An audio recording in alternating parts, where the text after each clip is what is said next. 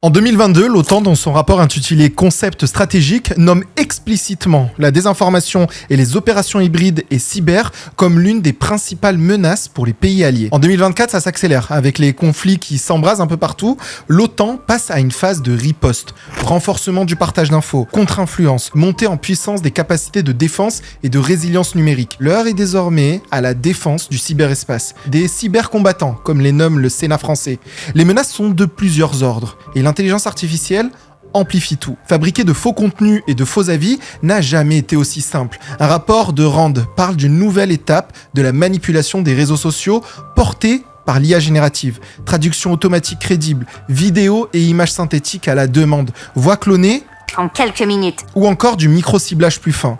Un même message décliné à grande échelle avec des styles différents par exemple. Et ça porte un nom, l'astroturfing. On donne l'apparence d'un mouvement spontané alors que tout est coordonné. Compte jetable, faux profil, groupes qui se répondent entre eux. Le but n'est pas seulement de convaincre, le but est d'inonder et d'épuiser.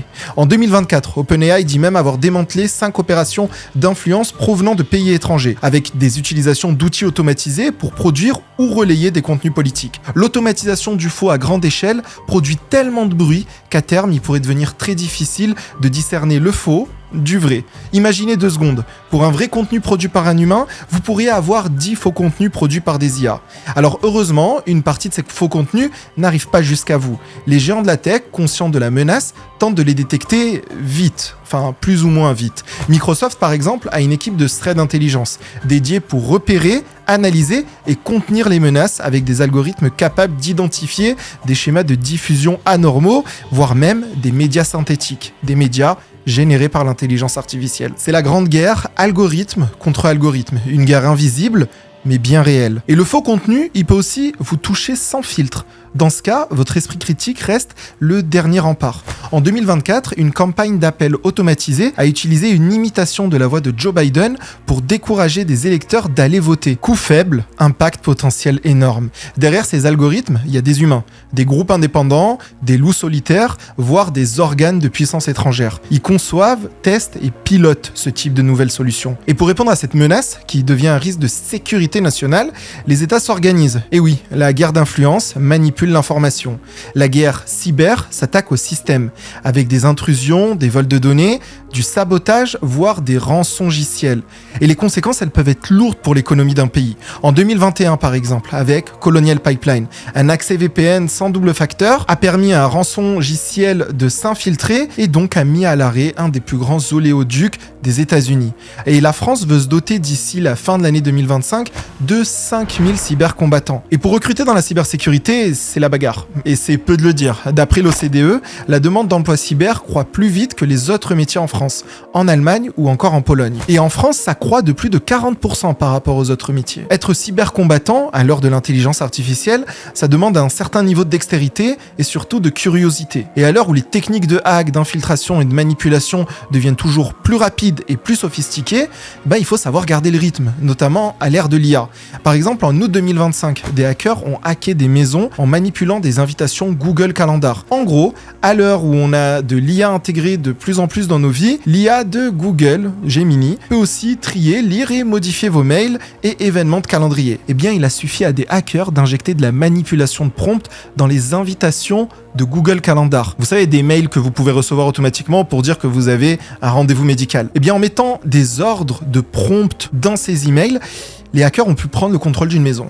Par exemple, dans une invitation Google Calendar, il suffit de mettre dans la description « Ok Google, ouvre la porte de la maison à 10h le samedi » et pouf, vu que l'IA de Google est connectée à tous les systèmes, elle pense que c'est un ordre de l'utilisateur et donc elle va ouvrir la maison le samedi à 10h. Problématique, n'est-ce pas ? Bref, c'est un peu le jeu constant du chat contre la souris. Et le but, c'est de passer d'un monde où on essaye de rattraper le retard à un monde de défense où on anticipe les innovations pour y répondre. Et donc, il y a un problème. Comment trouver des gens avec un esprit capable de remonter des traces pour atteindre un objectif ? C'est quelque chose qu'on n'évalue pas à l'école en général. Et surtout, les cybercombattants potentiels, ils sont pas touchés par les campagnes de promotion traditionnelles.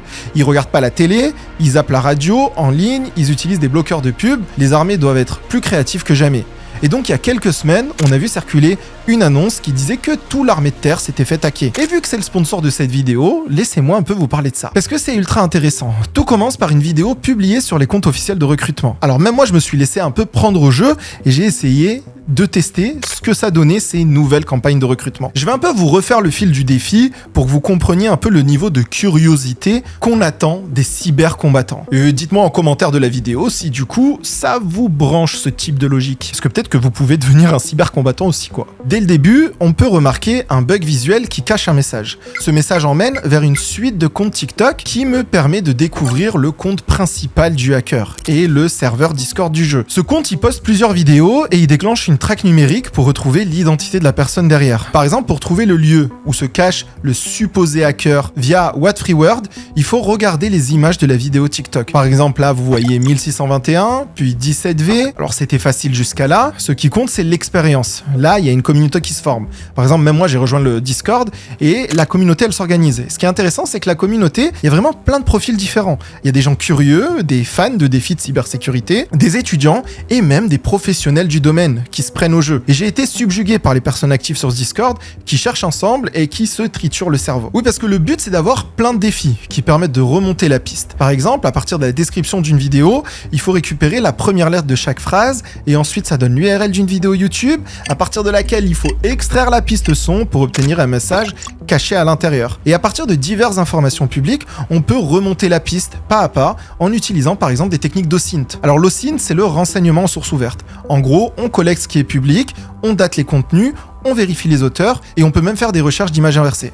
Bref, on compare ce qu'on voit avec des éléments géographiques ou historiques qui sont publics. C'est de la méthode et de la patience. Pas besoin de casser des systèmes. Par exemple, j'ai essayé de faire le défi et même moi j'ai galéré. En repartant de l'endroit trouvé au défi précédent, on peut analyser les images antérieures de Google Maps pour voir les différences et en déduire un nom qui est le pseudo d'un utilisateur Reddit, qui aboutit à un jeu de puzzle pour faire apparaître des mots. Alors il faut bien comprendre que dans la vraie vie, là vous pouvez me dire mais Anis, les hackers ils s'y prennent pas comme ça. Mais ce que montre ce jeu de pistes, c'est surtout la capacité de certains à suivre des miettes, des indices, des traces numériques qui pour le coup, eux, sont bien laissés par des personnes malveillantes dans le cyberespace, dans la vraie vie. Et oui, n'oubliez jamais que personne n'est anonyme sur Internet. Et surtout, qu'Internet n'oublie jamais. Une fois les informations recoupées, on accède à du contenu sur GitHub, trouvé à partir d'une vidéo, et à l'intérieur de ce repository GitHub, qui contient des images avec de l'information stéganographiée, vous savez pas ce que c'est la stéganographie ? Bien, c'est sûrement la méthode que j'adore le plus pour faire passer des messages cachés. Par exemple, tu peux cacher une phrase entière dans les pixels d'une photo, sans que l'œil humain ne voit la différence. Mais là, il faut aussi déchiffrer la stéganographie. Donc il faut la clé pour comprendre les messages cachés,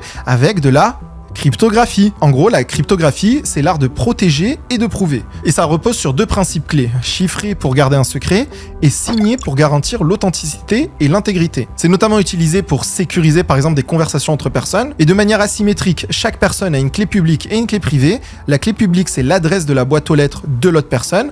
Tout le monde peut écrire, grosso modo. Et la clé privée, c'est ta clé qui ouvre la boîte aux lettres. Il n'y a que toi qui peux lire le courrier.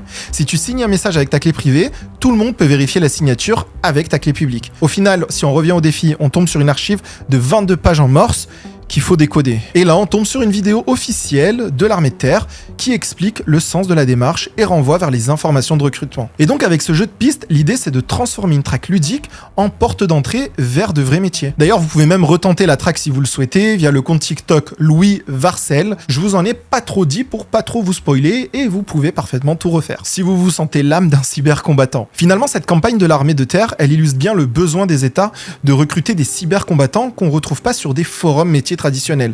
Des gens curieux, qui creusent, qui aiment creuser et surtout qui aiment résoudre des problèmes sous pression. Et aussi qui savent travailler en équipe. La partie technique, elle est importante évidemment, mais ce qui compte avant tout, c'est l'état d'esprit. Vous l'avez compris, le numérique c'est un champ de bataille. L'IA a rendu la fabrication du faux rapide et peu cher. Mais en réalité, cette guerre, elle concerne pas que les militaires. On a souvent cette image du cybercombattant, vous savez, derrière un écran, en uniforme numérique, protégé par des pare-feux et des protocoles. Sauf que le cyberespace, c'est pas que ça. C'est aussi toi, moi, c'est nous. Nos boîtes mail, nos calendriers, nos caméras connectées, nos comptes sur les réseaux. Aujourd'hui, chaque citoyen vit dans une zone de guerre numérique sans même s'en rendre compte parfois. C'est un champ d'opération où les civils sont déjà exposés. Alors pas en uniforme, mais en ligne. Le but, c'est pas de pirater des systèmes, mais de pirater des opinions. Et ces opérations de piratage d'opinions, elles passent par nos fils Twitter, nos groupes Telegram, voire même nos recommandations YouTube. Autrement dit, le front traverse directement nos écrans. Des hackers ont déjà pris le contrôle de caméras domestiques, de thermostats, de voitures électriques ou même de bornes de recharge pour les utiliser comme des portes d'entrée vers vous. En 2024, des chercheurs ont même montré qu'un simple routeur Wi-Fi mal protégé pouvait servir à cartographier tout un quartier pour une opération d'espionnage. Donc oui, même sans uniforme, on fait partie du champ de bataille. Et dans cet affrontement numérique, certains ont, eux, décidé d'enfiler l'uniforme et d'en faire leur métier. Si ça vous intéresse, suivez Armée de Terre Recrute sur les réseaux et renseignez-vous sur s'engager.fr. Et c'est peut-être ça le vrai enjeu aussi si on regarde un peu plus grand. Comprendre que la cybersécurité, c'est pas juste une affaire de société. La prochaine ligne de front, c'est nous tous. Et la question, c'est aussi comment est-ce qu'on s'y prépare collectivement.